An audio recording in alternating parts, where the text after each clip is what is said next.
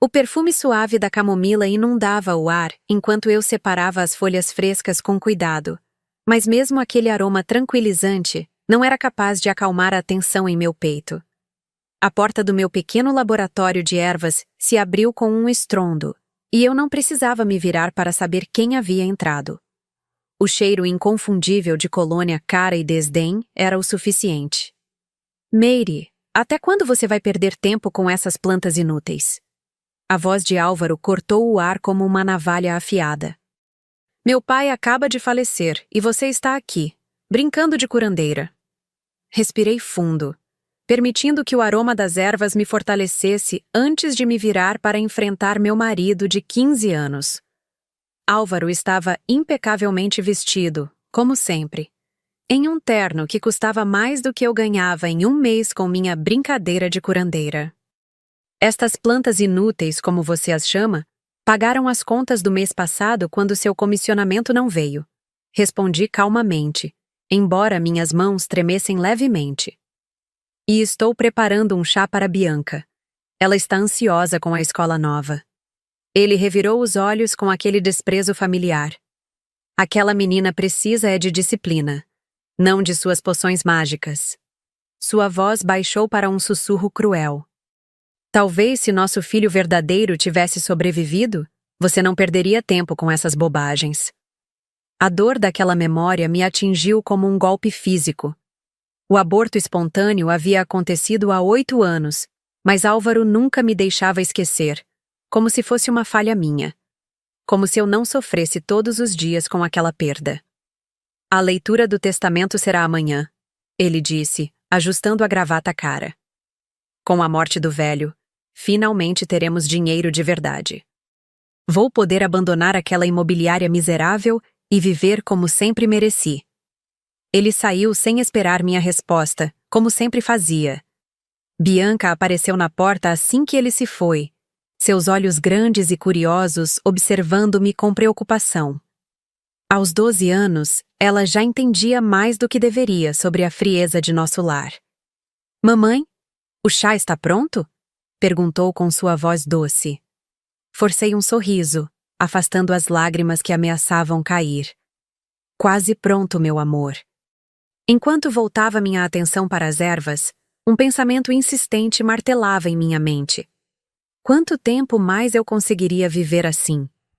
Naquela noite, enquanto Álvaro estava fora, resolvendo negócios importantes, encontrei por acidente uma mensagem em seu celular. Era de alguém chamada Amanda, com palavras que nenhuma esposa deveria ler. Mal posso esperar para estarmos juntos oficialmente, meu amor. Quando a herança chegar, nada poderá nos impedir. O mundo ao meu redor pareceu desabar, mas no meio das ruínas, algo novo começou a brotar. Uma semente de determinação que eu não sabia que existia dentro de mim.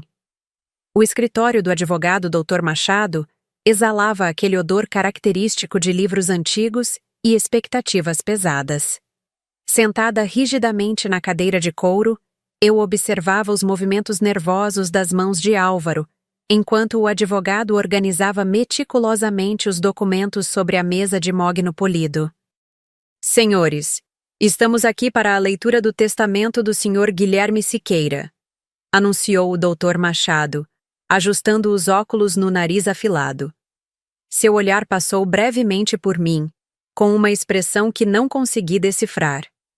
Álvaro inclinou-se para a frente, os olhos brilhando com a mesma intensidade que eu via quando ele admirava um carro de luxo na concessionária. Vamos ao que interessa, doutor. Quanto meu pai deixou e quando posso ter acesso aos fundos?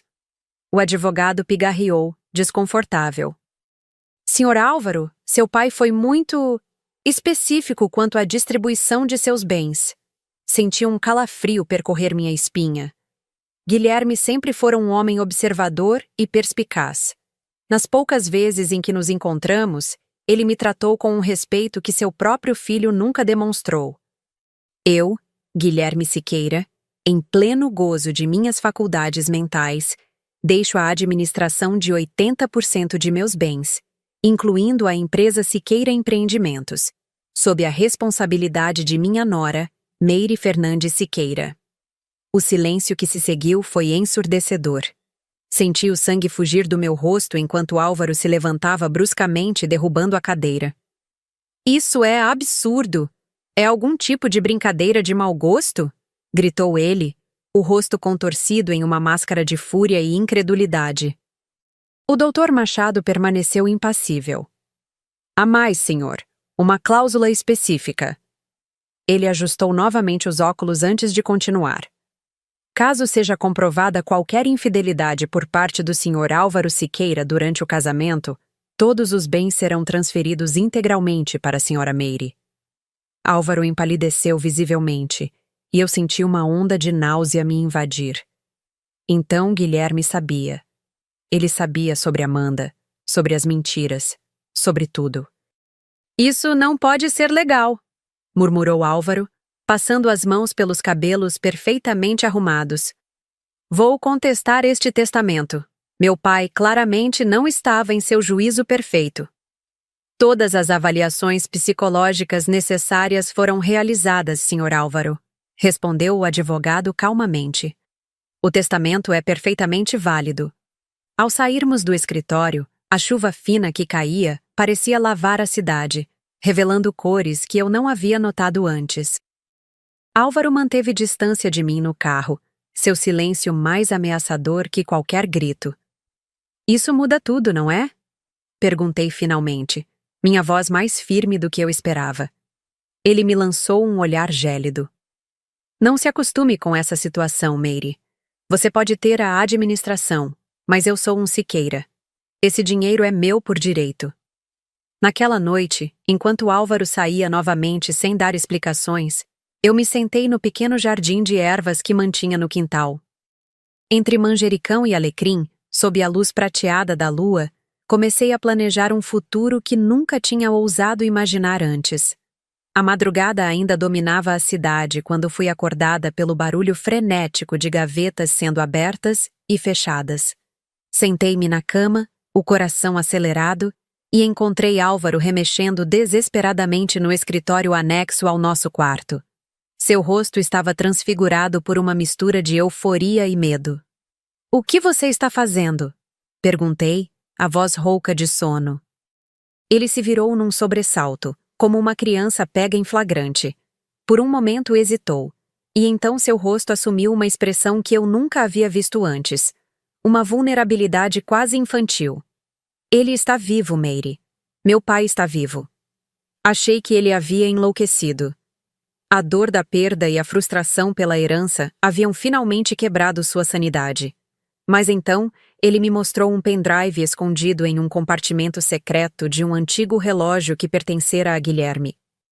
Na tela do computador, o rosto de Guilherme Siqueira apareceu, mais magro e com a barba diferente, mas inconfundivelmente vivo. A gravação era recente. Se você está vendo isto, Álvaro, é porque as coisas saíram do controle, dizia Guilherme na gravação.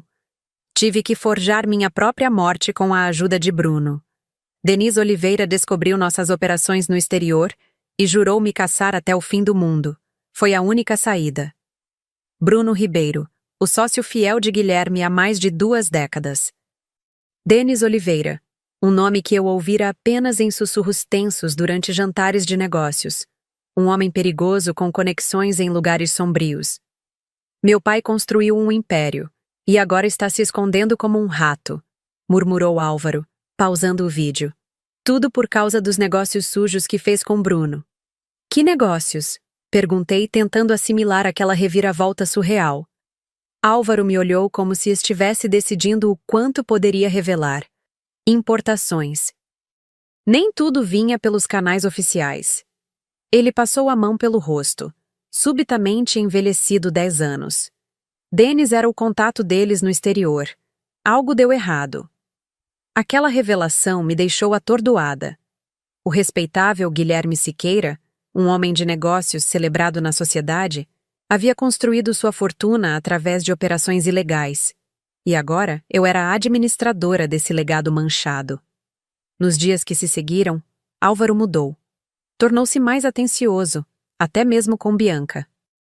Pela primeira vez em anos, jantamos como uma família. Ele consultava minha opinião sobre as decisões a serem tomadas nos negócios da família. Quase acreditei na transformação. Até a noite em que o segui. Estacionei meu carro a uma distância segura do restaurante luxuoso no centro da cidade. Através das grandes janelas de vidro, vi Álvaro se encontrar com uma jovem de cabelos dourados e sorriso radiante. Mesmo à distância, a intimidade entre eles era inegável. Quando seus lábios se encontraram sobre a mesa, senti algo morrer dentro de mim. Mas não era apenas Amanda que estava lá. Um homem alto, de presença intimidadora, juntou-se a eles mais tarde. Pela forma como Álvaro se encolheu levemente, reconheci imediatamente. Denis Oliveira. Voltei para casa antes que pudessem me ver, com a mente girando em 1000 direções.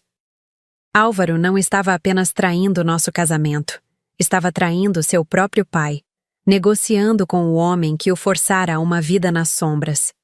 Naquela mesma noite, recebi uma ligação anônima. Senhora Siqueira? Uma voz masculina, cansada. Aqui é Bruno Ribeiro. Precisamos conversar urgentemente. É sobre Guilherme e sobre seu marido. A voz trêmula de Bruno contou uma história muito diferente da que Álvaro havia me revelado. Não eram apenas importações ilícitas, eram documentos falsificados, propriedades adquiridas com dinheiro de procedência duvidosa, uma teia complexa de mentiras que se estendia por décadas. Guilherme queria limpar tudo, sair do negócio, explicou Bruno. Denis não aceitou bem. E agora seu marido está fornecendo informações para Denis, na esperança de encontrar Guilherme e forçá-lo a transferir tudo para ele. Por que Guilherme colocou tudo em meu nome? Perguntei finalmente. Houve um longo silêncio na linha. Porque ele sempre soube quem realmente poderia salvar a família Siqueira, senhora. E nunca foi o filho dele. O plano era perfeito em sua simplicidade. Bruno Ribeiro havia marcado um encontro com Denis Oliveira, prometendo entregar o paradeiro de Guilherme. A informação chegou até mim através de uma mensagem cifrada, utilizando os nomes de ervas medicinais que apenas eu poderia decifrar. Uma ideia que Guilherme desenvolvera secretamente comigo durante seu último Natal em família, quando conversamos longamente sobre meu conhecimento de fitoterapia. A chuva caía implacavelmente naquela noite enquanto eu aguardava no antigo galpão industrial. O local era sombrio, com goteiras formando poças no chão de concreto e o vento assobiando pelas frestas das janelas quebradas. Meu corpo tremia, não apenas de frio, mas de uma mistura tóxica de medo e determinação. O som de passos me alertou. Bruno emergiu das sombras, o rosto marcado por hematomas recentes, um corte ainda sangrando acima do olho esquerdo. Eles me pegaram, sussurrou, a respiração entrecortada pela dor. Denis descobriu que eu estava em contato com Guilherme. Amanda vendeu a informação para ele. Amanda? A peça final do quebra-cabeça se encaixou. Como ela soube? Álvaro contou a ela sobre o vídeo, sobre tudo. Bruno tossiu, segurando as costelas com uma careta de dor. Acho que ele não imaginava que ela fosse uma jogadora tão ambiciosa quanto ele. Um barulho metálico nos alertou. Não estávamos sozinhos. Precisamos ir, sussurrou Bruno. Denis está vindo para cá. Ele acha que Guilherme virá me resgatar. E ele virá? Bruno sorriu apesar da dor. Guilherme está a caminho da fronteira neste exato momento. Eu nunca o colocaria em risco assim. Nos esgueiramos por uma passagem lateral, o som da chuva mascarando nossos passos apressados. À distância, vimos silhuetas se movendo na escuridão. Homens de Denis, sem dúvida. Entre eles, reconheci a figura elegante de Álvaro, protegido da chuva por um guarda-chuva caro. Antes que eu parta, murmurou Bruno, enquanto nos abrigávamos atrás de uma fileira de contêineres enferrujados. Guilherme deixou algo para você. Ele me entregou um envelope lacrado, pesado com documentos. São procurações, registros de propriedade, contas bancárias. Tudo o que você precisa para assumir completamente o controle. Guilherme sempre soube que este dia chegaria. Por que ele confiaria em mim? Mal nos conhecemos. Bruno sorriu tristemente. Ele observava você de longe. Via como cuidava de sua filha adotiva com amor, como construiu seu negócio com honestidade, como suportou anos de desprezo de Álvaro sem perder sua essência. Guilherme me disse uma vez: a verdadeira força não está em quem grita mais alto, mas em quem permanece firme na tempestade. Um tiro ecoou na noite, seguido por gritos. Denis e seus homens haviam percebido que caíram em uma armadilha vazia. É hora de irmos, sussurrou Bruno. Caminhos diferentes a partir daqui. Antes de desaparecer na noite chuvosa, ele segurou meu braço. Ele nunca vai parar, sabe? Álvaro, não enquanto achar que pode tomar o que acredita ser seu por direito. Na manhã seguinte, a notícia se espalhou rapidamente. Bruno Ribeiro havia desaparecido, provavelmente morto por inimigos nos negócios. Álvaro retornou para casa tarde da noite, encharcado e furioso, sem fazer qualquer menção ao galpão ou a Denis. Quando me viu sentada calmamente na sala de estar, com os documentos que Bruno me dera espalhados sobre a mesa, ele congelou. "O que é isso?" perguntou, a voz vacilante. "O fim dos seus planos", respondi simplesmente. "E o começo dos meus." O som da campainha cortou o ar tenso da manhã de domingo como uma faca afiada. Bianca brincava no jardim, absorta em seu próprio mundo de fantasias infantis, alheia à tempestade que se formava dentro de nossa casa. Abri a porta e me deparei com um rosto que conhecia apenas por fotos furtivamente vistas no celular de Álvaro. Amanda era mais jovem do que eu imaginava, talvez 25 anos, com olhos escuros determinados e um batom vermelho perfeitamente aplicado que contrastava com sua pele pálida. Não havia lágrimas, apenas uma fúria contida que eu reconhecia bem. Era o mesmo sentimento que me consumia por dentro. "Você deve ser Meire", disse ela, sua voz surpreendentemente firme. "Podemos conversar?" Convidei-a a entrar, grata por Álvaro ter saído cedo, alegando uma reunião urgente. Sentamo-nos na pequena varanda dos fundos, de onde eu podia observar Bianca enquanto conversávamos. "Estou grávida", anunciou ela sem preâmbulos. "E Álvaro me disse que deixaria você assim que recebesse a herança.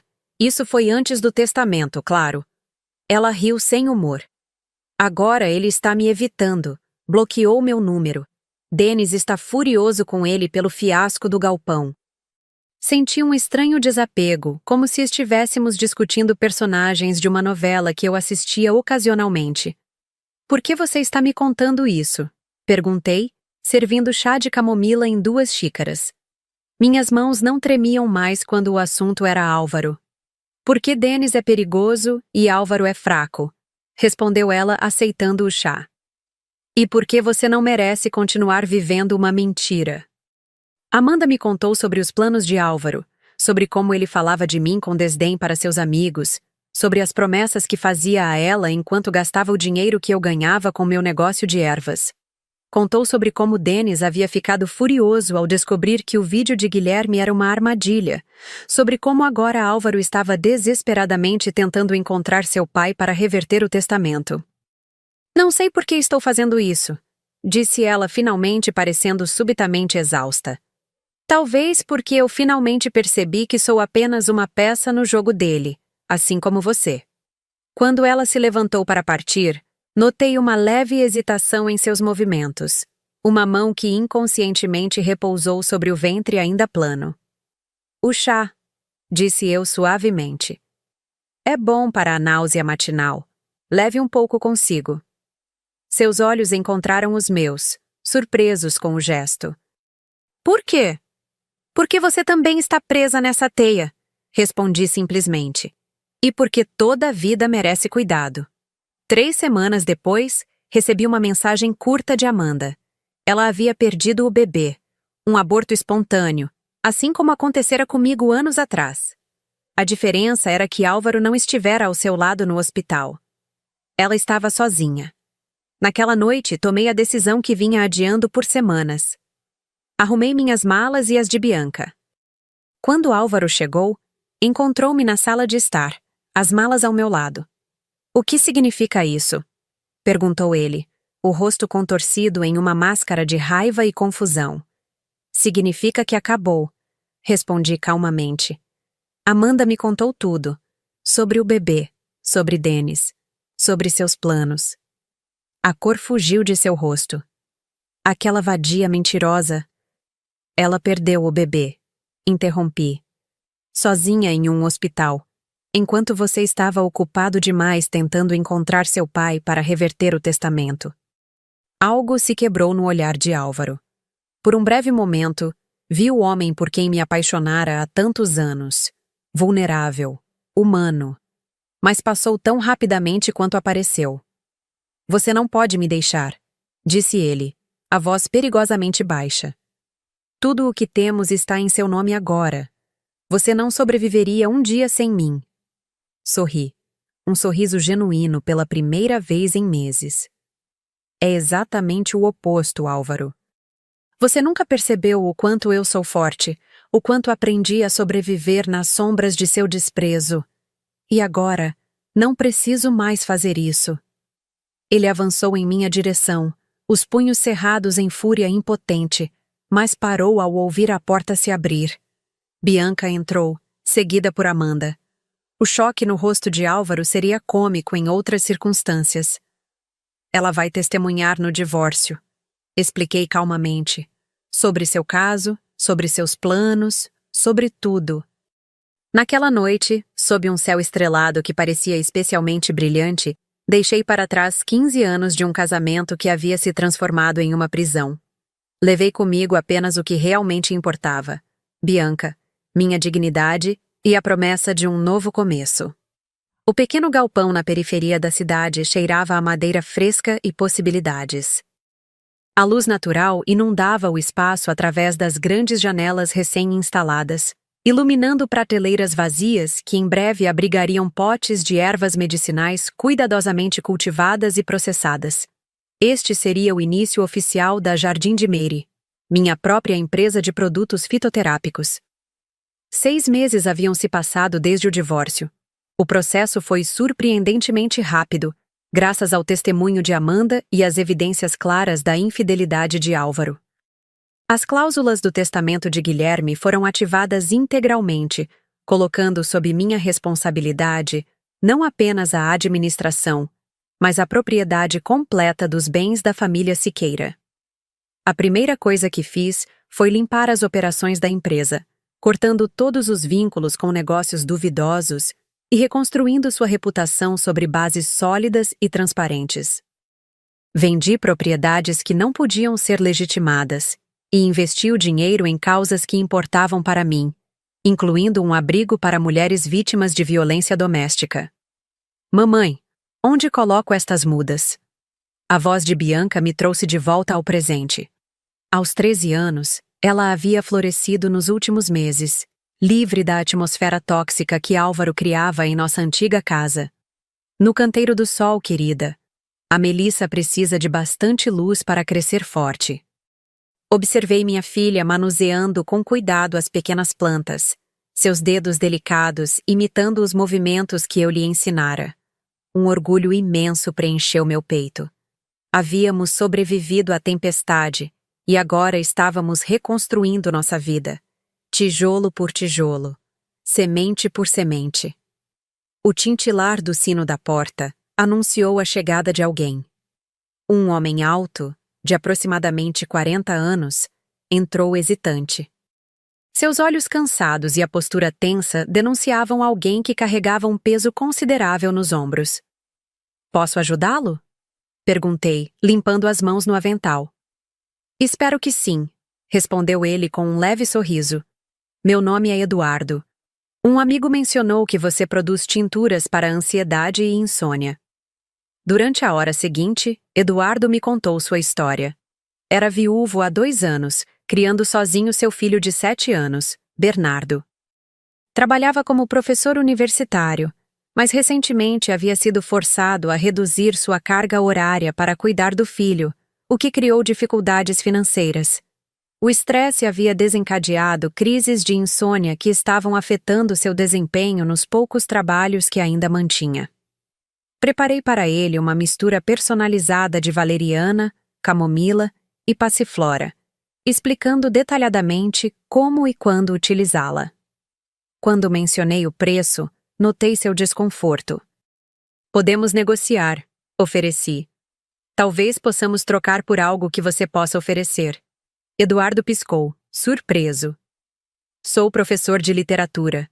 Não sei o que poderia ser útil para você. Sorri, uma ideia se formando. Estou desenvolvendo materiais educativos sobre plantas medicinais para distribuir nas escolas. Poderia me ajudar com a revisão e estrutura do conteúdo? O alívio em seu rosto foi visível. Seria um prazer. Nas semanas que se seguiram, Eduardo tornou-se um visitante frequente. Trazia seu filho, Bernardo, um menino quieto, mas observador, que rapidamente desenvolveu fascínio pelas plantas e se tornou amigo inseparável de Bianca. Enquanto trabalhávamos nos materiais educativos, nossas conversas se aprofundaram, revelando compatibilidades que me surpreendiam a cada encontro. Em uma tarde chuvosa, enquanto observávamos as crianças brincando entre os canteiros de ervas protegidos pela cobertura do galpão, Eduardo compartilhou comigo sua maior preocupação. Meu pai está doente, confessou. Não nos falamos há anos por causa de desentendimentos antigos, mas agora... Sua voz falhou. Gostaria que Bernardo conhecesse o avô antes que seja tarde demais. Aquela vulnerabilidade, a disposição de reconhecer erros e buscar reconciliação, tocou algo profundo em mim. Era o oposto completo da arrogância inflexível de Álvaro. A vida é muito curta para carregarmos mágoas, respondi, pensando em minha própria jornada de perdão, não por Álvaro, mas por mim mesma, por ter permanecido tanto tempo em uma situação que me diminuía.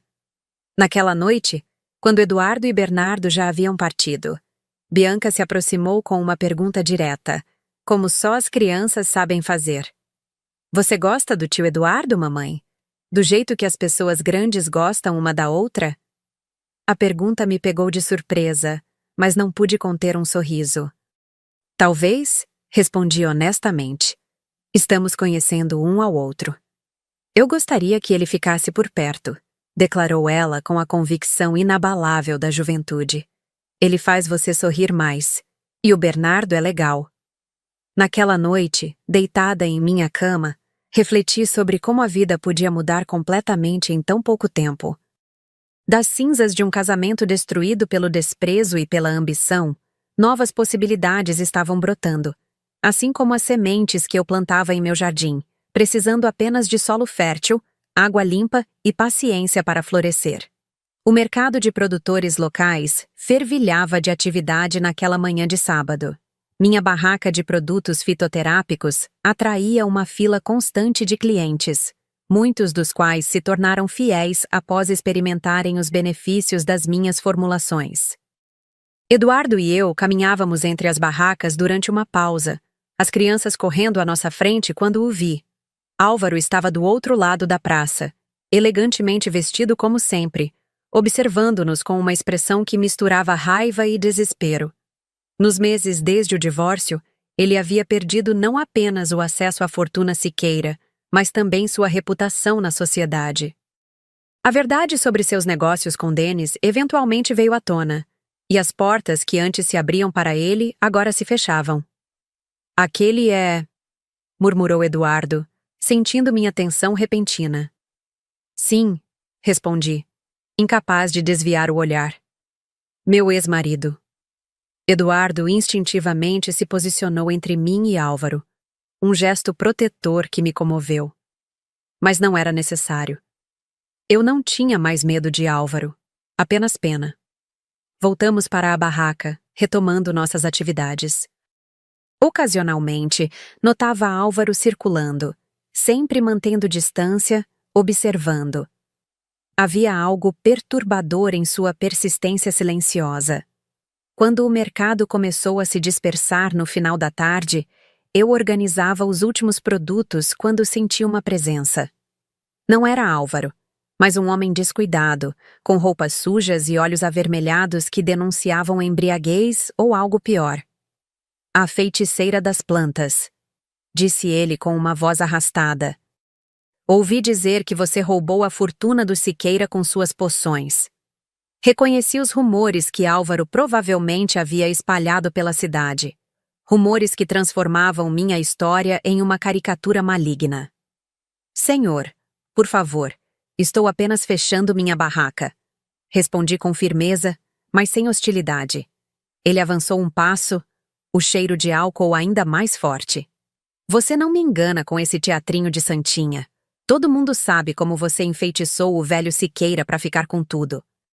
Procurei Bianca com o olhar e a localizei a uma distância segura, entretida com Bernardo em uma barraca de artesanato. Eduardo havia ido buscar o carro para carregarmos nossas coisas. Vou pedir que se afaste, disse eu, mantendo a voz calma enquanto calculava a distância até a barraca mais próxima onde poderia pedir ajuda. O homem agarrou meu braço com força surpreendente. Me dá um pouco desse dinheiro que você roubou. Sei que tem muito. Antes que eu pudesse reagir, uma mão firme pousou no ombro do agressor. Solte-a imediatamente. A voz de Eduardo era baixa, controlada, mas carregada de uma autoridade que não deixava espaço para questionamentos. O homem se virou, avaliando Eduardo com olhos turvos. Por um momento, pensei que a situação escalaria para a violência física. Mas algo na postura de Eduardo, a calma confiante de alguém que não busca briga, mas não recuará se ela vier, fez o homem reconsiderar. Tá defendendo a bruxa? Resmungou ele soltando meu braço. Ela vai sugar sua alma também, otário. Vá embora, respondeu Eduardo simplesmente. Agora. Quando o homem finalmente se afastou, cambaleante, eu tremia ligeiramente. Não de medo, mas de uma emoção que não conseguia nomear. Talvez a estranha novidade de ser protegida por alguém sem qualquer expectativa de retorno. Você está bem? Perguntou Eduardo, seus olhos percorrendo meu rosto com preocupação genuína. Assenti, massageando o braço onde os dedos do homem haviam deixado marcas. Obrigada. Não sei o que teria acontecido se... Não aconteceu, interrompeu ele gentilmente. E não acontecerá. Houve um momento de silêncio entre nós, carregado de algo novo e ainda não dito. Então Eduardo perguntou quase timidamente. Gostaria de vir comigo e Bernardo amanhã? Vou visitar meu pai. A pergunta me pegou desprevenida. Acompanhá-lo em um momento tão íntimo, tão carregado de história familiar, parecia um passo significativo. Tem certeza? Perguntei. É um momento importante para vocês. Ele sorriu, aquele sorriso que chegava aos olhos e parecia iluminar todo o seu rosto. Estou nervoso com esse reencontro. Ter você por perto me daria força. Naquela noite, enquanto preparava Bianca para dormir, contei sobre o convite de Eduardo. Como é o nome do pai dele? Perguntou ela, curiosa como sempre. Augusto, respondi. Augusto Siqueira. Bianca arregalou os olhos. Siqueira? Como o papai? A coincidência de sobrenomes nunca havia me ocorrido antes. Siqueira não era um sobrenome tão incomum. Sim, querida. Como o sobrenome que você tem também. Ela ficou pensativa por um momento. Você acha que eles são parentes? Provavelmente não, meu amor. É apenas um sobrenome comum. Mas enquanto atucava na cama, uma inquietação se instalou em meu peito. Seria apenas coincidência? A mansão Siqueira erguia-se imponente no topo da colina, cercada por um jardim meticulosamente cuidado, que contrastava com seu ar de abandono. Eduardo estacionou o carro na entrada circular, suas mãos apertando o volante com mais força do que o necessário. Última vez que estive aqui, eu tinha 20 anos e saí batendo a porta, jurando nunca mais voltar. Confessou ele, a voz carregada de lembranças dolorosas. Bernardo, no banco de trás ao lado de Bianca, observava tudo com olhos arregalados de curiosidade infantil. É a casa do vovô? Perguntou ele, pressionando o rosto contra a janela. Sim, filho, respondeu Eduardo, trocando um olhar significativo comigo. Vamos conhecê-lo finalmente. Enquanto caminhávamos pela trilha de pedras até a porta principal, uma sensação estranha crescia dentro de mim. Uma familiaridade inexplicável, como um déjà-vu persistente. O grande carvalho no jardim, a disposição dos canteiros de flores, até mesmo o padrão das pedras sob nossos pés, tudo parecia ecoar memórias que eu não conseguia situar. Fomos recebidos por uma governanta idosa de expressão severa, que nos conduziu através de corredores silenciosos até uma ampla biblioteca. A luz do final da tarde entrava pelas janelas altas, iluminando estantes que iam do chão ao teto, repletas de livros cuidadosamente organizados. Sentado em uma poltrona de couro próxima à lareira apagada, estava um homem idoso que irradiava uma dignidade tranquila, apesar de sua aparente fragilidade física. Seus olhos, porém, eram vivos e penetrantes, olhos que eu conhecia. Pai, disse Eduardo, sua voz ligeiramente trêmula. O velho ergueu o olhar e por um momento pareceu que o tempo congelou na biblioteca. Então, um sorriso lento transformou seu rosto austero. Eduardo, respondeu ele simplesmente, estendendo uma mão enrugada. Foi quando seus olhos encontraram os meus, e o reconhecimento nos atingiu simultaneamente. Meire? A surpresa em sua voz era evidente. Senhor Guilherme? Murmurei, quase sem fôlego. Eduardo nos olhava, confuso. Vocês se conhecem? Guilherme Siqueira, não mais disfarçado como Augusto, riu suavemente. O mundo é menor do que imaginamos, não é mesmo? Ou talvez seja apenas o destino tecendo seus fios com mais habilidade do que conseguimos perceber.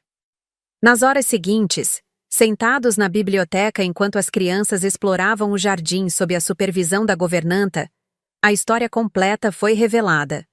Eduardo era filho do primeiro casamento de Guilherme, fruto de uma união breve que terminou em divórcio amargo.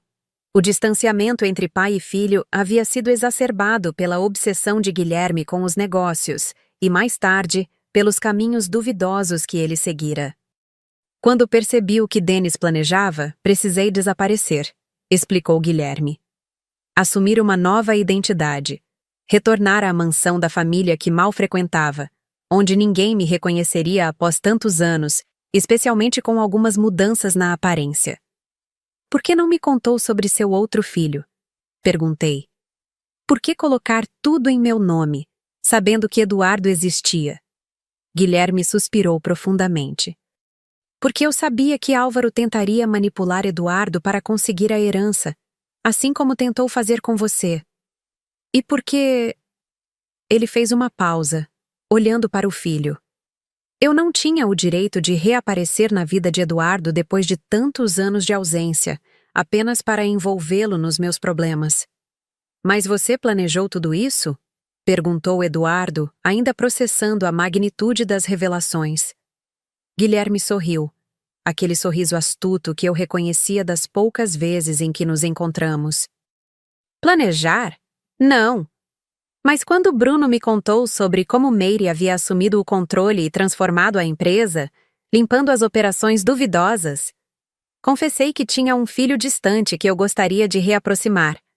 Ele sugeriu que Eduardo poderia ajudar na parte educativa do projeto de ervas medicinais dela.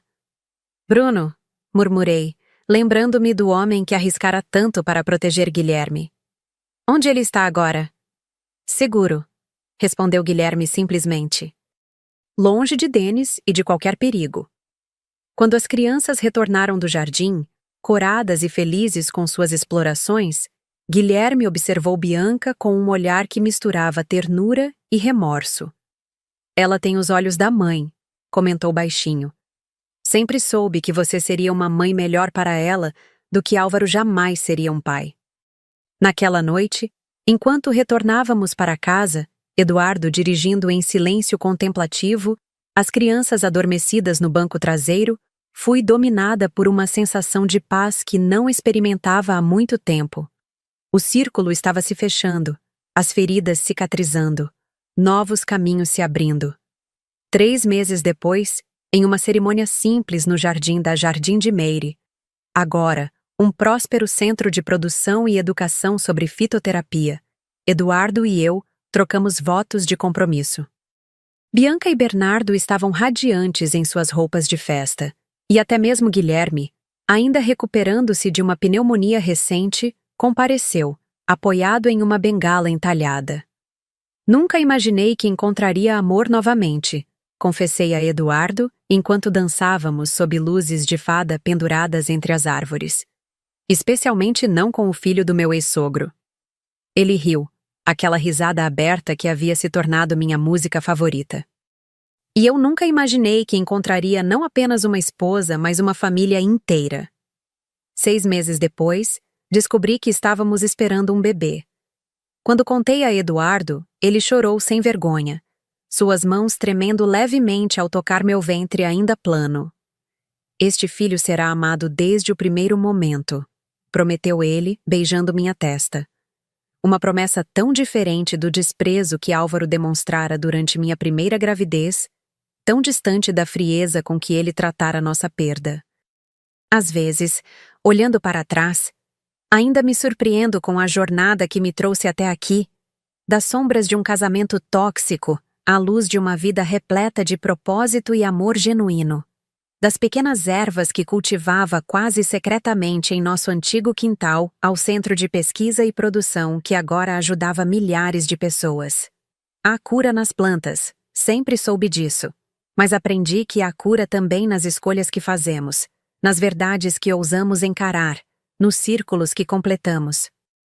E quando sinto o movimento do nosso bebê dentro de mim, quando vejo Bianca e Bernardo planejando animadamente o quarto do irmãozinho, quando Eduardo me olha com aquele amor tranquilo e constante, sei que finalmente encontrei o remédio mais poderoso de todos, a coragem de recomeçar.